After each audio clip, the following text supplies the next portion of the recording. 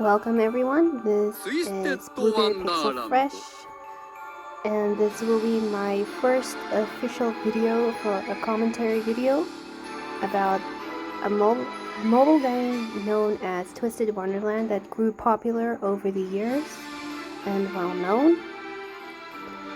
So I am quite nervous about this because I don't have the proper equipment for this, like a proper microphone, let's say. So just setting the sound a little lower. So my voice will sound soft, it will sound like my accent will be different, I'm quite nervous, so my pronunciation will be quite wrong. It's like almost like giving a speech in front of your entire classmates. Let's say it like that. Okay, I hope you all will enjoy this as much as I will. This will be a new experience for me and a unique one since I'm making two different kinds of videos. I made a different account, one account for the non-commentary video, so I had to delete the previous one and start all over for the commentary one. So, let's get started. I used a VPN to get the game since I don't have access in it from where I live, so let's keep that between us. Oh wait, this is public. My bad. I'm not gonna read through all that. I just agree and just move on.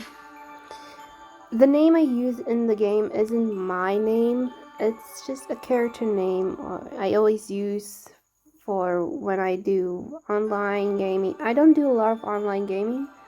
My brother was the one that convinced me to do one and I just started to enjoy it. So I just go by this name whenever I play a game and I have to name a character.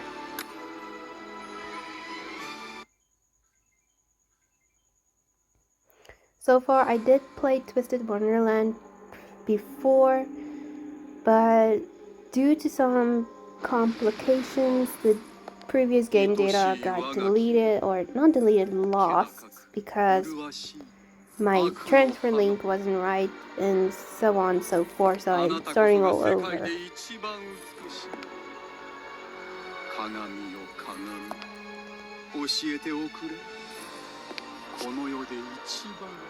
I love how they designed the background to be so dark and ominous and mysterious, especially with the cutscene here now with the carriage and the horses.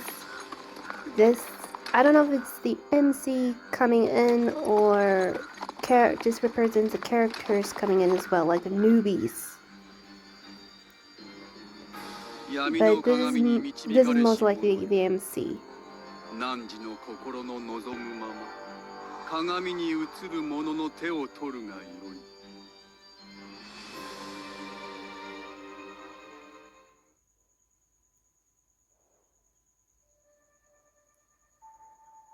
Okay, now before us, everyone knows very well, this is the 7 dorms that represent the Disney villains. I love how they made the game to not be the heroes, and instead just to showcase the villains instead, and just make their stories different during the game time. The Queen of Hearts, I love how they put the characters next to each other so you can see the height differences. Sort of. I believe this is the height differences between them. Except that would not be Rill's height. I mean, he's wearing high heels in here. Deuce Spade. And as far as I know, he was I don't know, I don't want to give spoilers.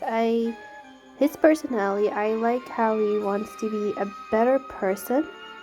Or to be a better person of himself from the past. So on and so forth. Cater has like a personality of an influencer, let's put it like that, since he always has his phone on him 24/7, but let's be honest, who doesn't have their phone on them 24/7 these days? Riddle Rose Hearts.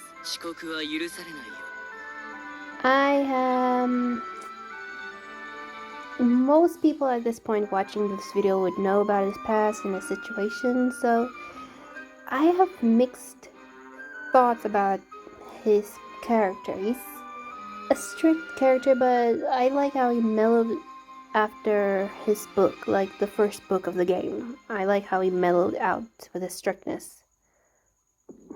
Something that most parents need. Trey, he and I would have something in common because I love to bake, he likes to bake, but my baking would be inferior to his.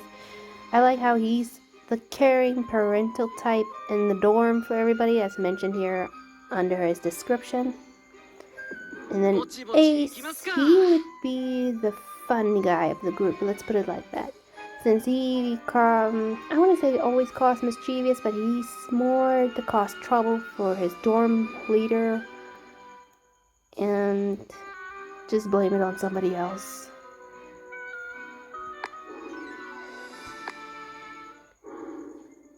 Next one, the King of Beasts, also known as Scar.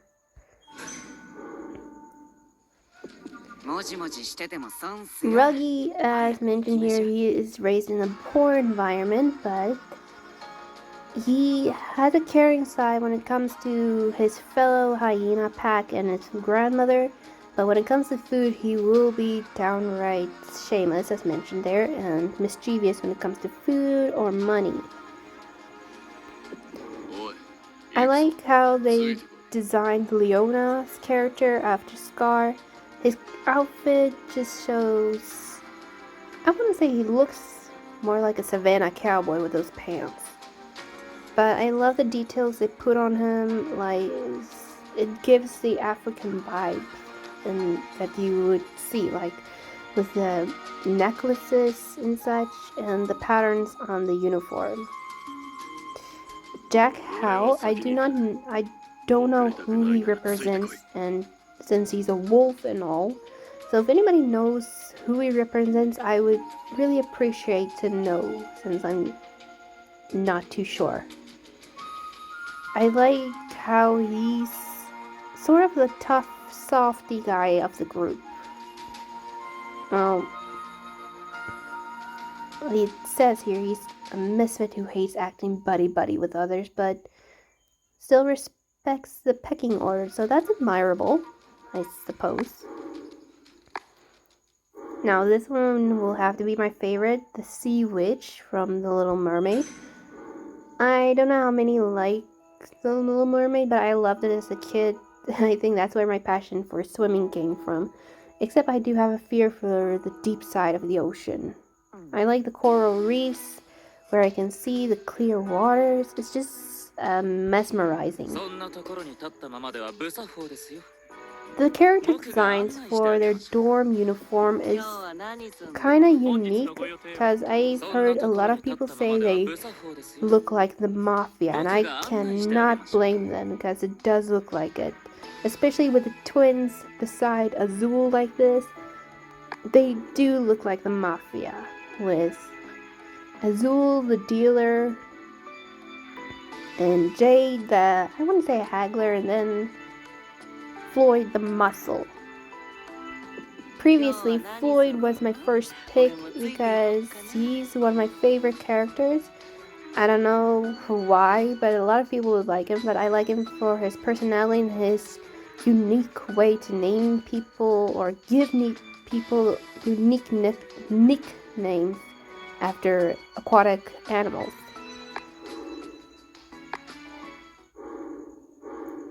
The Sorcerer of the Sands, also known as Jafar. I like how they designed the dorm uniform as well here to showcase the desert and such. Kaleem, I love his personality to be so cheerful and positive all the time, but the downside is a bit of his obliviousness to sense the mood properly from other people. But he's quite someone you need in your life, let's put it like that. I like how they made Jamil to be almost like a two-faced character, like showcases one side to be this nice, proper guy, and then the other side he's planning something wicked behind your back, or to manipulate you to do something for him.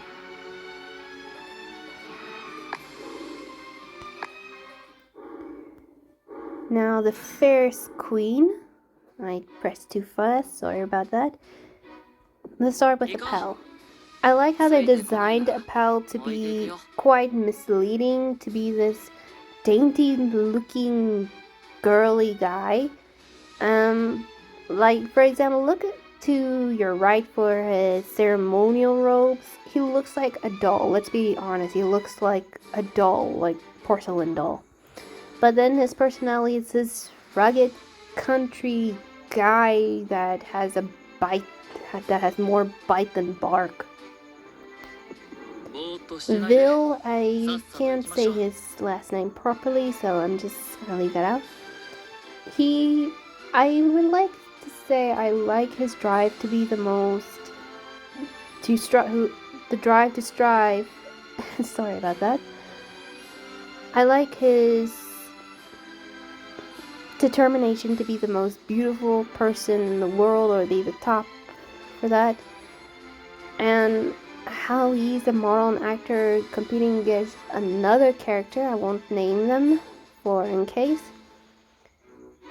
I like how they designed him to be almost like a woman from the top, but he is now a guy, so he's a feminine guy. Rook Hunt, I've heard he has a tendency to stalk people or his fellow classmates. I even heard from somebody that he has a photo album from his stalking or trips or whatever they call it, or he calls it.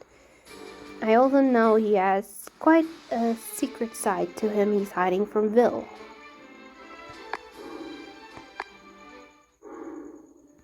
Now another one of my favorite Disney villain is Hades, the king of the underworld.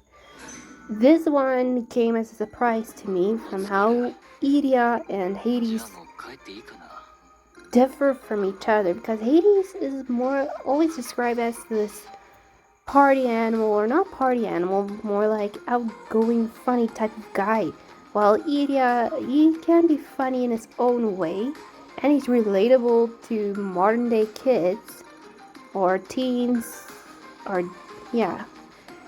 But he's more introverted than Hades. Hades does have a tendency to be introverted and to stand one side from the others. But Iria locks himself in the room, play games, and do other stuff. And then his little brother Ortho is the one to drag him out of his room. I don't know who Ortho represents actually, but I do like it how they included him for the backstory for Iria and himself. I like how they designed him, how he's a cyborg, with I don't know, I just like him. He's a good kid. He's a good kid. Finally, the Thorn Fairy, aka Maleficent. Let's start from the right this time. Silver, also known as one of the dorm leader's guards or soldiers. I don't have much of an opinion on him, except I know he has a sleeping disorder so far. He's been trying to fix it or just work around it. Lilia Van Rogue, if I'm saying his last name correctly. I like how his personality developed after his past. I'm not gonna say anything spoiler. If you want to look it up, go look it up. It's your funeral if you want to spoil yourself. But I just like how his personality developed from his past self to his today self, and how he's more like a mischievous child. Malleus Draconia, I hope I say his last name right. I have a very funny accent when I pronounce names. I like how they made him like a mystery character to MC, and how MC doesn't know him yet and just casually talks to him, and how he just, I think he actually appreciates it to be included as an equal. Finally, Sebek. Is it Zigvold? I'm gonna go with Zigvold. Everyone describes him as a simp and I want to say obsessive protector to Malleus and quite the loudmouth. I mean, I can relate to the loudmouth part. I myself can be a loudmouth when I want to be, and then quiet. This would be all the characters so far. And as I mentioned before, I did choose Floyd as my previous character, but this time I'm gonna go with someone else. Now that I've been given the chance. Since I played before, I got the idea of how strong some characters are. Besides others, so I'm gonna go with Idia this time. I mean, Malleus' tame character is quite strong itself, but I'm gonna go with Idia this time because, yeah, I like him. I like him. He's my favorite.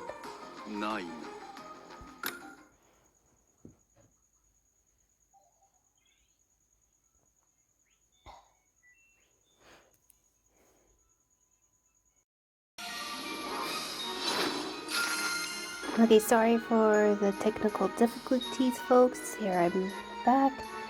Okay, so for the part where they open the coffins, I like how the colors shine like out of it when they open it to show which dorm you got when you go to the, what do you call it? Gacha? When you pull it for them. So far, I like how the super rare cards are designed and drawn, and then when you get enough candy for the groovy side of the card, I love the official arts of the characters in the end. Especially with the event and stuff. Oh, that's what I'm most upset about when I lost my game save. It's the event I built up and lost all the cards, just like that. Well, let that be a lesson. Never lose your transfer link again.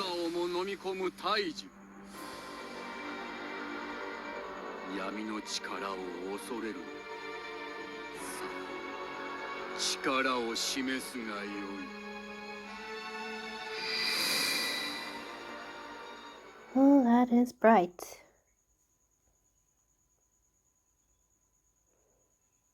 So actually I had to exit the game and start a quickly new video, so I'm gonna combine this part with the other part and hopefully I do not muck it up. Okay, so here's a tutorial for the game. Like they mentioned in the main story, it will require me to fight battles and so on and so forth. I was hoping I could skip that in my previous account, but here we are. I think that's actually a good thing that I started over because the beginning of the game shows the mirror and all that in the introduction and so on. Okay, so in the beginning, this is a tutorial and everybody knows that this character is now one of the main characters of the game, Grim in overblot form. Nobody can miss that and nobody cannot guess this wrong, I think. But I think the reason I put them here is so we become curious about what happened to this sweet cat, mischievous cat. Like, how did he end up like this? And nobody actually wins this, so I'm just gonna go with random characters to pick to fight him. But it's crazy how high his HP is. How much power does your character need in the end just to fight him? And not to mention he heals. That's the bad part. Characters that heal, that's quite annoying. The background I notice is definitely the hall of mirrors or whatever, or wherever, is completely demolished. So this must be happening when everybody is at a ceremony, because at the beginning the characters are dressed in their ceremonial robes. I don't know if it's to represent the characters you pick in the beginning of the game or if this is a scenario happening. And of course there. Done, dusted, I bit the dust.